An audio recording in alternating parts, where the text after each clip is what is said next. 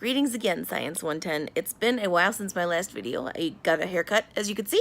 Sitting here with Ginger, our friend, and also one of my favorite things about the new topic, and the topic that we've already started talking about evolution, is that more than anything, I mean, pets can be a lot of things to us, but Ginger and I are cousins.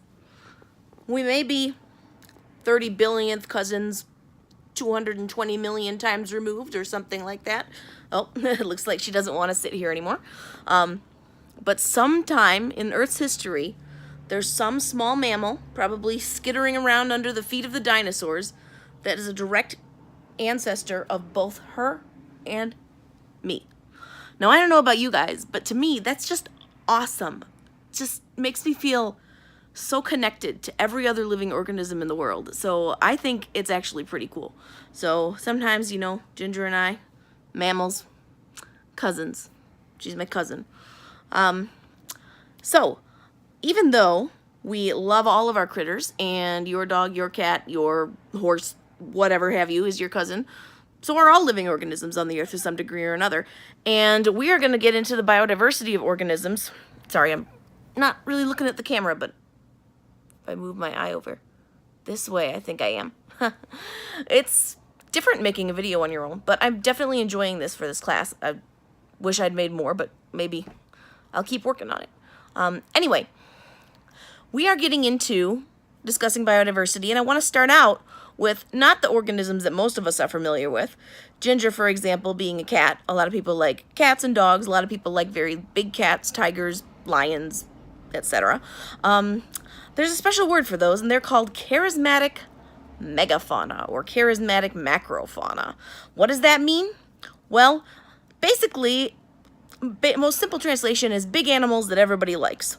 It's not a secret why the World Wildlife Fund has a panda bear as their logo, because people look at panda bears, they look at lions, they look at tiger, and they say, that's a really cool big animal, it's fluffy, it's interesting, it's exotic, I want to protect it. Polar bears are a good one too. But we forget, not that those animals aren't important, because they are, but we forget that our smaller animals, from something like fish or birds or reptiles, all the way down to our invertebrates, which we're going to start off this week learning a little bit more about, are animals that don't even have a backbone, are insects, my thing, and even smaller, simpler creatures, down to the simplest animals, evolutionary speaking, the sponges.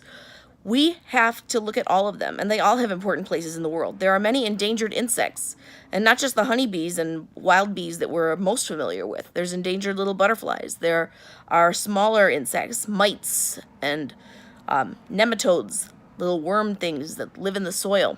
You'll learn about them as we go on, that are very important to the functioning of an ecosystem. So as we broaden and to start discussing our biodiversity, we're going to be talking about the organisms that live in our ecosystems, how diverse they are, the different kinds, and the functions that they provide. And we'll realize that not only are the big animals important, but the little ones are too. So first, I'm going to take you guys back to my office. I got a few more organisms now that I'm going to show you, in addition to the Madagascar hissing cockroach. I'm filling my office up with invertebrates and animals that are not our charismatic macrofauna, but are still important and still really cool. So come with me. We're going to go to the office, and I'm going to introduce you to some of my new critters. Okay, here we are, and it's not only lab viewing time, but it's also feeding time. So let's start in this little drawer here with my insect collection and a few specimens. I'm still sorting some of this out, but in this 3-drawer set, we have, oh, you can see them moving right there. We have some friends. These guys are called superworms. They are related to mealworms. You can buy them pretty much at any store. You can probably get them at a bait shop or something like that. These guys are the larva or grub of a large black beetle. Sorry, you. And they will grow and pupate and become beetles if they're separated from each other, but when they can sense that there are others of their kind, they just sort of stay as larvae. And they're often used as feeder insects for reptiles or larger insects, such as a tarantula. I'm thinking of getting a tarantula for the office. We'll talk a little bit more about that later. Anyway, though, these are the little mealworms, super worms, larger than most mealworms. Let's go ahead and take out the old carrots from last time I fed them and put some new carrots in. Let's see, there's the other old carrot. You can only open one of these at a time or else it falls over. Alright, let's get out the other carrot. I'll put 2 in each. This time I've got carrots and blueberries, so it'll be a nice treat for them. Alright.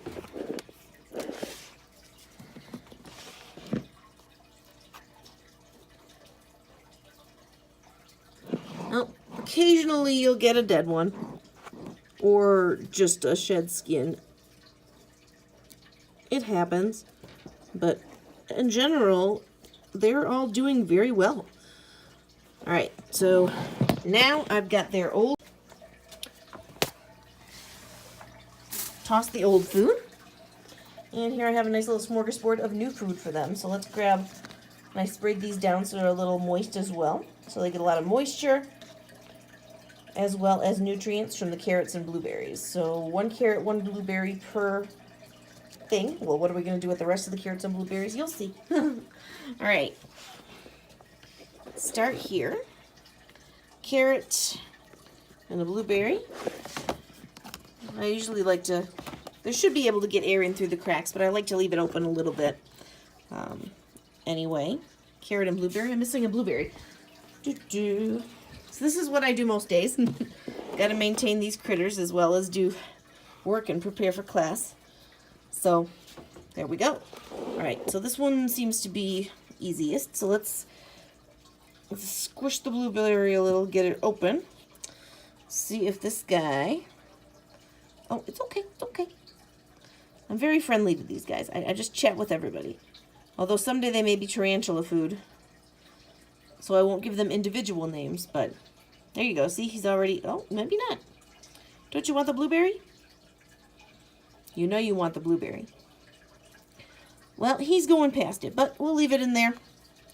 We'll see what they do. So we got our super worms fed and ready to go. So who shall I share with you next? Who else did I get? Well, these are particularly interesting, but first let's talk about this wasp. Just found him wandering around campus. Gave him a carrot as a little bit of a sugar water source. But I think he needs his carrot replaced and a blueberry. And as soon as it gets nice and sunny out, I will release him because I don't really need to keep him here. But he was wild captured, just crawling around in the basement here in the academic building. So I'm going to get a carrot and blueberry for him. I'm going to need both hands for that. And I will catch you guys in a moment. Okay, I'm back, and what I actually did is I got one of these little jars that I prepared. Then I filled it with a little bit of water, some coconut fiber, it's called, and some blueberries and carrots. Maybe a little overkill, but she deserves some fresh sweets. And then as soon as it's warm enough, I will set her free. I said he before, but most bees and wasps that you find are going to be she's. Males are rarer in this group of insects, and their purpose is basically to make more females. So,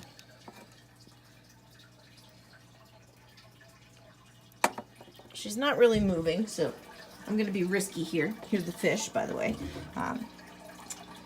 Drop by them, grab the lid.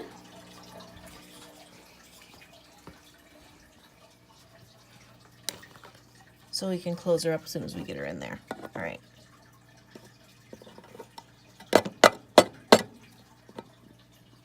I don't know if this is the best idea or not, but it worked. What do you think? You can see she's already investigating. Pausing on the carrot, probably lapping up some of the water that was sprayed on top of it.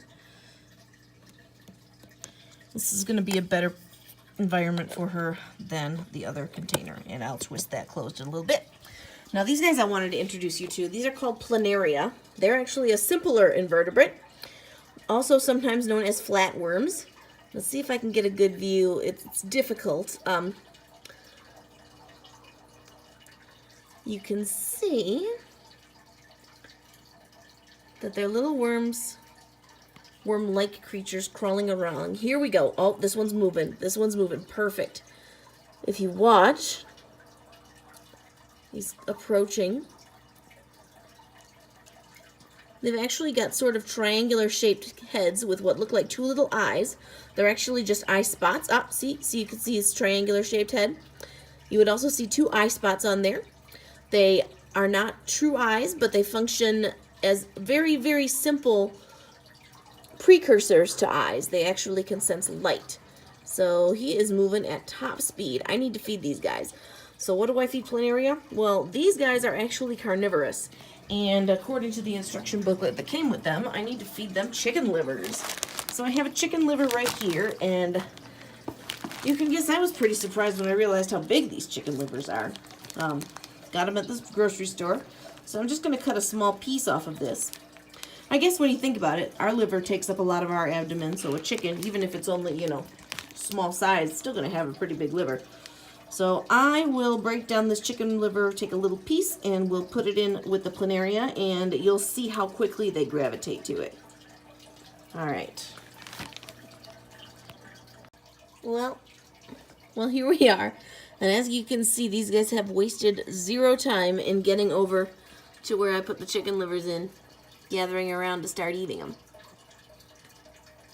So what I'm going to do is, once they're done eating, after you feed them, because no matter how much you put in there, they're still pretty small. They can only eat so much of it. So after you're done there, and there's another one crawling around, he can sense it, I'm sure, trying to make his way over there. Oh, there he goes. There he goes. Anyway, the water will get too dirty afterwards, so I need to change the water anyway. So I've got a new jar over there prepared with clean water. I'll actually just use this guy here, little pipette, to snag them and gently transfer them into the clean water container after they're done feeding. Meanwhile, get a little oxygen in the water by blowing some bubbles. And I think they are very happy. So while they eat, you'll see that I've got some other critters in here. I have a very large snail right there. I'm actually not sure how he got in because I only put in this jar creatures that I got from a crustacean mix, but I bet a little snail larva was in there, and he is doing very well. And we have various crustaceans that are microscopic and hard to see, also chilling in here. You can see the little specks moving around, though. If you look closely, that's them. How are the Madagascar hissing cockroaches doing? Well, I just gave them the rest of the carrots and blueberries and spritzed their area down, and they are all gathered under this guy over here. They seem to have abandoned the egg cartons in favor of the more natural woody bit, and they are thriving, of course.